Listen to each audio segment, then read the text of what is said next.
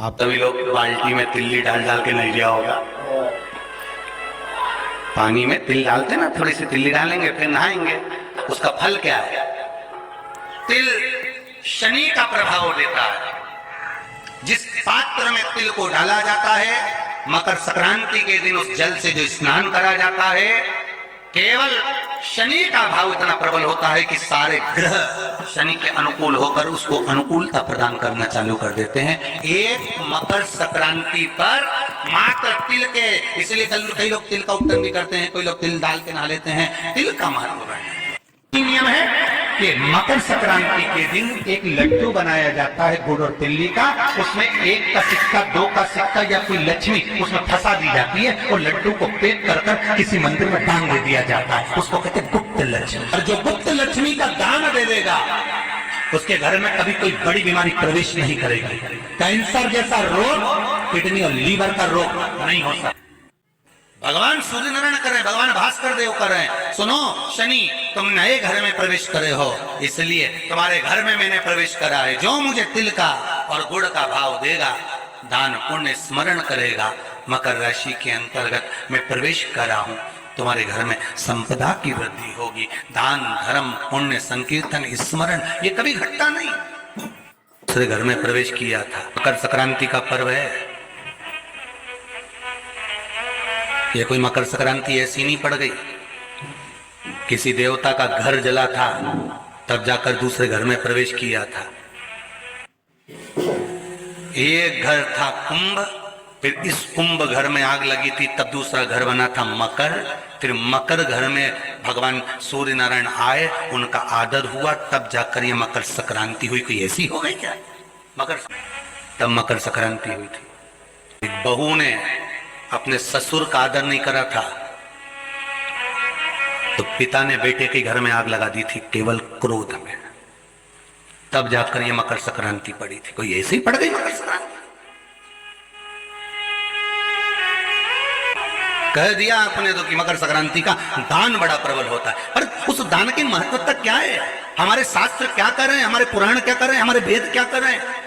हम तो सुनते हुए आए, भीष्म पितामह बाणों की सैया पर पड़े तो उत्तरायण सूर्य आने वाला था, इसलिए तब प्राण त्यागूंगा।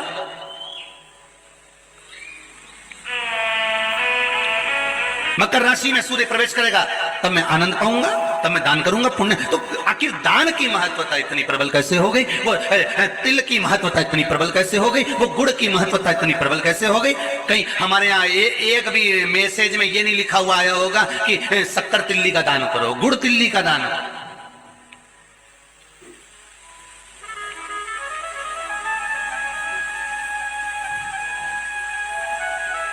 ज्योतिष के हिसाब से तिल शनि है और गुड़ सूर्य है। ज्योतिष के हिसाब से तिल शनि है और गुड़ सूर्य है। कोई साधारण सा भाव नहीं प्रगटा है महाराज। इस मकर संक्रांति पर केवल लोगों ने कह दिया कि पतंग उड़ा लो, और कितनी अच्छी बात है, हिंदू धर्म में कम से कम एक दिन दिया, उड़ा लो। ज्योतिष में तिल को शनि और गुड़ को, जम के बोलो जरा, सूर्य कहा गया। दोनों बाप और बेटे का मिलन करवाया, क्योंकि इन दोनों की बनती नहीं थी। शनि की सूर्य से ना बने, सूर्य देव की शनि देव से ना बने, दोनों का मिलन है। शिव महापुराण की कथा में भाव वर्णन करते हुए मानसरोवर शिव पुराण का स्मरण करें। एक बार सूर्य देव अपने बेटे शनि के घर गए। शनि देव का घर है कुंभ। कौन सा घर है? कुंभ। एक सरल भाषा में लेना, घर में अगर ससुर आए, घर में घर का बुजुर्ग आए, बड़ा है, तो उसका आदर होना चाहिए कि नहीं होना चाहिए? हमारी शिव महापुराण की कथा तो यहां तक कहती है कि आपकी उम्र से अगर कोई बड़ा आ रहा है तो आपको खड़े हो जाना चाहिए। यहां तक शास्त्र कह रहा है। जिन शनि महाराज का विवाह चित्ररथ की कन्या के साथ हुआ था, वो चित्ररथ की कन्या तो ये विचार में पड़ी थी कि मैं स्वयं इतनी प्रबल और जिसका पति इतना प्रबल, तो क्रोध। तो किसी ने पूछा गुरुजी ये शनि महाराज को इतना क्रोध क्यों आया रहता है? जब देखो जब शनि जी गुस्से में रहते हैं, हाँ परंतु कभी कभी करते, पर इतना गुस्सा क्यों रहता है इनके पास में? उसका एक ही तो कारण होगा, एक कारण है शनि महाराज के क्रोध करने का। धर्म पत्नी आई शनि महाराज की, सम्मुख में आकर खड़ी हो गई शनि महाराज के, और अपने कार्य में शनि महाराज लगे रहे। माना आप व्हाट्सएप चलाओ, पर घरवाली खड़ी है तो थोड़ा सावधानी से एक बार मुंह से बात तो कर लो। तुम्हें यूट्यूब चलाना है, फेसबुक चलाना है, इंस्टाग्राम चलाना है, व्हाट्सएप चलाओ, लैपटॉप चलाना है, फोन जो कुछ करना करो, पर जो आई है चाय लेकर बात करने के लिए 2 मिनट, उसने भी तो अपना मोबाइल रख के आई ना, चाय बना के लाई ना, और 2 कप लाई इसलिए लाई कि अपन दोनों बैठ के बात करेंगे। तो शनि महाराज जी की धर्म पत्नी भी ये सोच के आई थी कि मेरे प्रभु के पास में बैठकर मैं थोड़ी चर्चा करूं, मैं थोड़ी बात करूं, पर ये तो देखे ही नहीं। आ गया क्रोध, और क्रोध में बस खड़ी होकर बोल दी, मेरा श्राप है स्वामी तुमको। अब देखिए जरा शनि महाराज की पत्नी, मेरा श्राप है स्वामी तुमको, तुम मुझे नहीं देखे हो, अपने कार्य में लगे हो, मैं श्राप देती हूं, तुम जिस पर दृष्टि दोगे वो जलकर भस्म हो जाएगा। बहुत अच्छे थे शनि महाराज, ऐसा नहीं है, थे अच्छे, परंतु ये जगदम्बा के कारण गुस्सा आ गया बस, और श्राप मिला जिस पे दृष्टि दोगे बस। शनि महाराज ने भी सोच लिया अब क्या करो, श्राप लग गया। भगवान शनि महाराज भी विचार करे कि अब किसी को भी देखूंगा तो, इसलिए शनि महाराज की दृष्टि नीचे रहती है, सामने कभी नहीं रहती। शनि मंदिरों में जितने भी शनि मंदिर हैं, आप सारे शनि मंदिरों में जाकर दर्शन करोगे तो शनि महाराज की दृष्टि सामने है, पर शास्त्र कहता है शनि महाराज ने दृष्टि अपने ऊपर नहीं रखी, नीचे की ओर रखी है। बहुत ध्यान से सुनना, ये मकर संक्रांति की कथा है। पहले मिली कि नहीं मिली वो हम नहीं जानते, पर मकर संक्रांति का भाव को जान। तो शनि महाराज के घर का नाम था कुंभ। उस कुंभ मकान में शनि महाराज रह रहे थे, पिताजी का आगमन हो गया। बहुत ध्यान से सुनना, ये मकर संक्रांति की कथा है। पहले मिली कि नहीं मिली वो हम नहीं जानते, पर मकर संक्रांति का भाव को जान लीजिए महाराज कि क्यों महत्व है दान का, गुड़ और तिल्ली का, क्यों महत्व है सूर्य नारायण के पूजन का।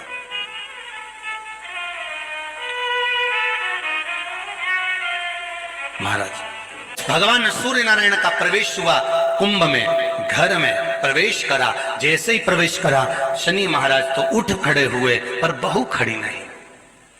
घर का अगर कोई बड़ा आए, आदरणीय आए, सम्माननीय आए तो उसको आदर देना चाहिए, सत्कार करो। जैसे ही घर में प्रवेश करे, अब घर में प्रवेश करे तो आदर का भाव होना चाहिए था। महाराज आदर का भाव प्रकट होना चाहिए। महाराज कुंभ जल गया। शनि महाराज ने अपनी पत्नी से कहा देखो कुछ बचा है घर में, कुछ बचा है घर में, देखिए जरा। शनि महाराज की धर्म पत्नी दौड़ कर गई है और जाकर देखा तो धधक धड़क कर जल रहा था, कुछ भी नहीं बचा था, कुछ भी नहीं है। तब शनि महाराज ने अपने पिताजी के चरण पकड़े, गलती हो गई, मेरा पिता आया था, मैं आदर नहीं कर पाया। मेरे पिता आए, सूर्य नारायण आए, और मैं आदर नहीं कर पाया।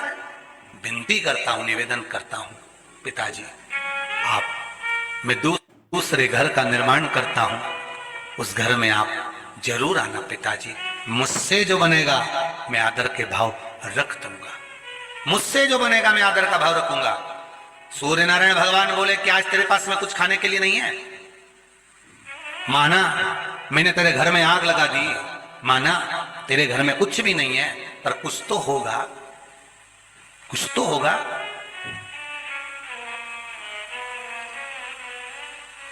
अंदर गई चित्ररथ की पुत्री, दौड़ कर गई शनि महाराज की धर्म पत्नी।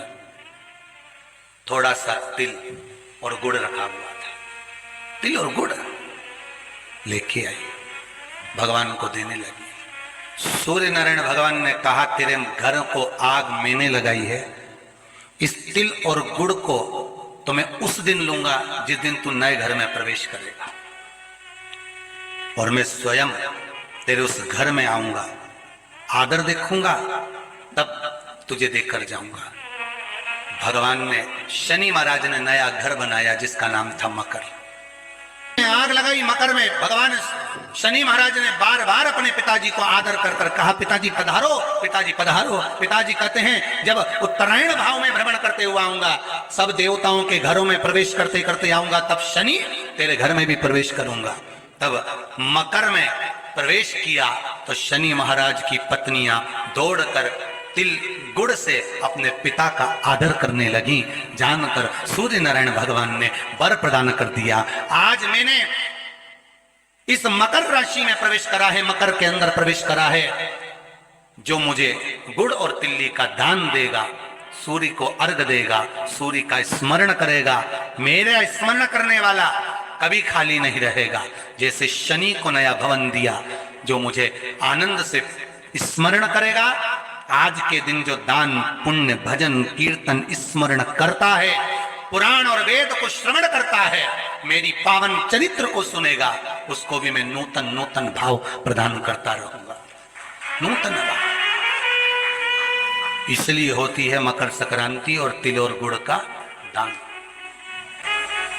और आप सभी को मकर संक्रांति के पावन अवसर पर बहुत बहुत बधाई देते हुए भाव प्रकट कर रहे हैं कि कम से कम आपने मकर संक्रांति की कथा को श्रवण तो करा, जनमानस तक ये कथा पहुंची तो सही, तक भेजिए इस कथा को कि मकर संक्रांति पर क्यों गुड़ और तिल का दान होता है, किस लिए होता है।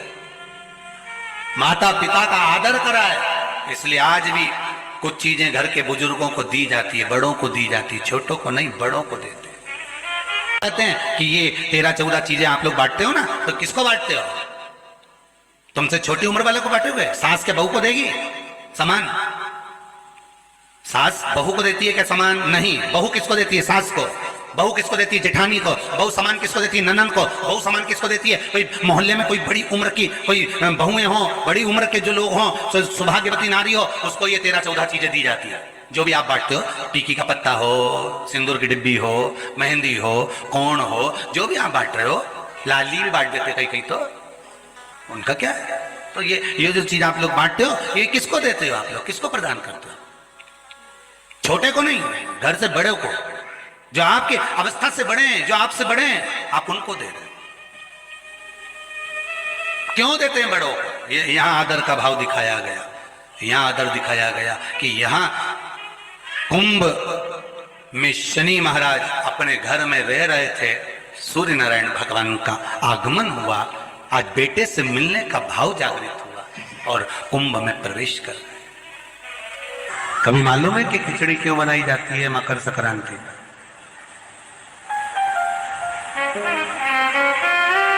खिचड़ी बनाने का कारण क्या है?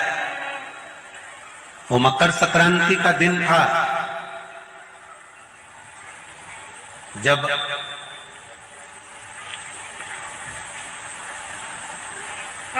सनातन धर्म पर आंच आकर खड़ी हो गई थी और सनातन धर्म को नीचे गिराने वाले लग गए थे।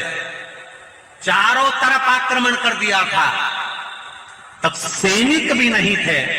तब गुरु गोरखनाथ जी ने अपने सारे शिष्यों को कह दिया था कि चिमटा उठाओ और चल पड़ो युद्ध के लिए। तो सारे साधु संत सन्यासी तपस्वी साधक उपासक जितने थे वो सब युद्ध करने के लिए आ गए। जब युद्ध में ऐसा युद्ध चालू हुआ, ऐसा युद्ध चालू हुआ, ऐसा युद्ध चालू हुआ कि खिलची अपनी सेना को लेकर पीछे हटने लगा, फिर आक्रमण कर दिया। गोरखनाथ जी ने देखा कि अब आक्रमण हो गया, अब क्या करें? अब उनकी सेना में सबको खाने के लिए अच्छा मिल रहा था, पीने के लिए अच्छा मिल रहा था, तंदुरुस्त होकर फिर सामने आकर खड़े हो जाते थे। मकर संक्रांति का दिन गुरु गोरखनाथ जी को मालूम पड़ा आज भोजन में तुम्हारे संतों के पास कुछ भी नहीं है, कुछ भी नहीं, और भोजन में कुछ भी नहीं, और ये बाकी की सेना जो सामने वाली है उसके पास में तो इतना बल है, खाते हैं और एनर्जी आ जाती है, बल आ जाता है। गोरखनाथ जी ने कहा चिंता मत करो, उत्तरायण सूर्य है, मकर राशि का प्रवेश है, मैं भी ऐसा अमृत तैयार करता हूं कि मेरी सेना को जब मैं खिलाऊंगा तो विजय कर कर आएगी। और गुरु गोरखनाथ जी ने सबसे पहली खिचड़ी मेरे गुरु गोरखनाथ ने अपने सारे संतों के लिए, भगवंतों के लिए गुरु गोरखनाथ ने तैयार करी और कहा खिला दो खिचड़ी और करो आक्रमण। खिचड़ी खाकर मकर संक्रांति के दिन जब आक्रमण किया गया तो पूरी सेना को तहस नहस कर कर ये सनातन धर्म फिर बच गया। ये सनातन धर्म की रक्षा ये खिचड़ी प्रसाद, आज भी मकर संक्रांति के दिन खिचड़ी का महत्व है महाराज।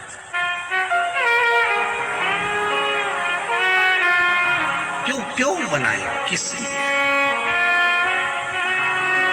क्यों मकर संक्रांति के दिन वो उड़ाते हो?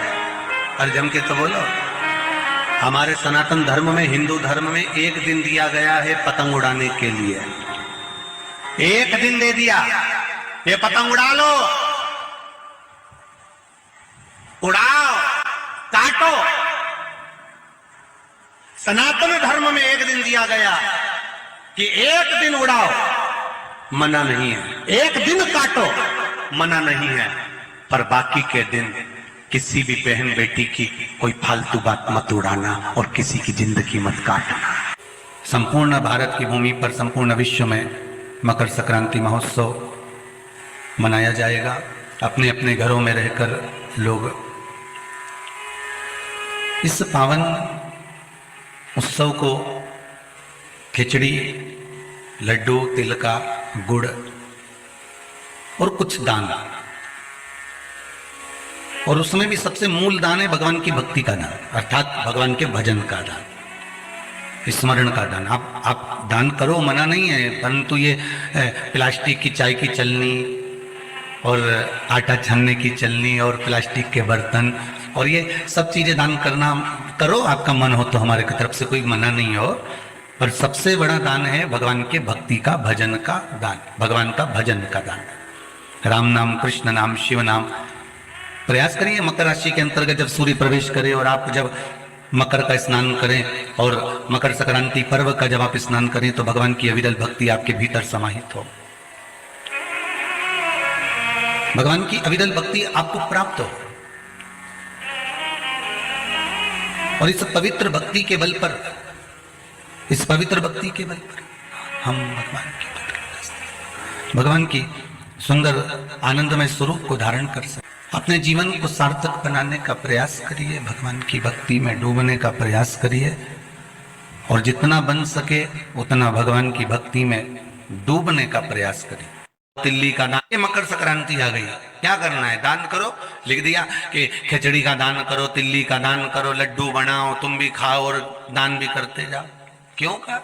ये व्यापार में दिक्कत आ रही है, व्यवसाय में तकलीफ आ रही है, या किसी न किसी रूप में कोई ना कोई कष्ट आपको लग रहा है, तो अवधूतेश्वर महादेव का नाम लेकर काली तिल्ली, वृक्ष की पत्ती और एक बमूल का कांटा लेकर, और आप दुकान में से उतार लो, चाहे शरीर पर से उतार लो, उसको ले जाकर किसी भी चौराहे पर उसको पटक दीजिए। चौरस्ते पर नहीं डाल सकते तो बहते हुए पानी में डाल दीजिए, बहता हुआ पानी ना मिले तो पीपल के वृक्ष के नीचे डाल दीजिए। कोई भूमि पर कब्जा कर लिया और नहीं छोड़ रहा, तो मान लो अगर कोई कब्जा कर लिया हो और वो प्लाट या कोई दुकान, कोई व्यापार की स्थान नहीं छोड़ रहा, कहता है महाराज जी शमी पत्र की 5 पत्तियां, कितनी पत्तियां लेना है? 5। शमी पत्र की 5 पत्ती, बेल पत्र की 11 पत्ती। मकर राशि में प्रवेश करते समय सूर्य का स्मरण करते हुए सूर्य पे से 7 बार घुमाकर भगवान शिव का नाम मंत्र लेते हुए, जो शिव महापुराण का मूल मंत्र है, श्री, बोलिए जम के, श्री शिवाय नमस्तुभ्यम। शिव महापुराण के मूल मंत्र का स्मरण कर कर सूर्य पर से घुमाकर शंकर भगवान के शिवलिंग पर जो समर्पित कर देता है और चढ़ी हुई एक बेलपत्र, शमी पत्र उस स्थान पर डाल देता है जो कब्जा नहीं छोड़ रहा। महाराज 6 महीने के अंदर वो कब्जा छोड़कर भागता नजर आता। संक्रांति का उद्यापन कर लो, कितना सुंदर कहा है। सोमवार का उद्यापन कर लो, एकादशी का उद्यापन कर लो, संक्रांति का उद्यापन कर लो, अधिक मास का उद्यापन कर लो, तीज का उद्यापन कर लो। घर के लोगों को नहीं गिना जाता उस उद्यापन में। सौभाग्यवती माताएं जो तुम्हारे नगर की हों, मोहल्ले की हों, जो तुम्हारे परिवार की नहीं दूसरी हों, उनको उस उद्यापन में गिनो।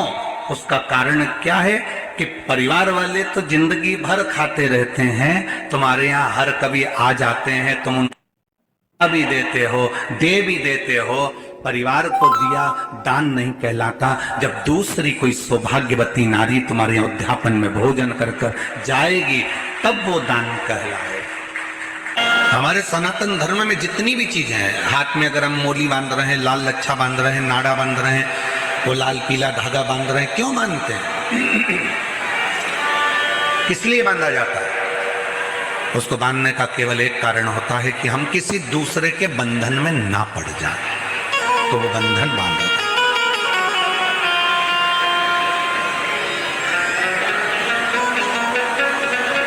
हमारे सनातन धर्म में माताएं तिलक लगाती हैं, बिंदी लगाती हैं, मांग भरती हैं। ब्रह्मांड के मध्य बिंदु में एक सूर्य रेखा होती है, सूर्य रेखा। सूर्य का रंग होता है लाल, और सूर्य का रंग लाल होता है। सिंदूर, मांग में भरने वाला कुंकू लाल होता है, लाल कलर। जब माताएं अपने मांग में सिंदूर भरती हैं, लाल रंग का कुंकू या सिंदूर मांग में भरती हैं, तो उनकी सूर्य रेखा प्रबल हो जाती है। और यदि कोई माता पढ़ी लिखी भी नहीं होती है, कुछ भी ना पढ़ी लिखी है, तो भी अपने बच्चे को पढ़ाने की सामर्थ्यता उसमें तुरंत प्रकट हो जाती है। तो पढ़ा। छोटू भाई, पहले के समय में माता इतनी पढ़ी नहीं होती थी। जो बुजुर्ग माताएं हैं वो इतनी पढ़ी नहीं होती, पर अपने बच्चे को ज्ञान पूरा देती, अपने बच्चे को विद्वत्ता पूरी देती, विद्वत्ता ज्ञान पूरा देती।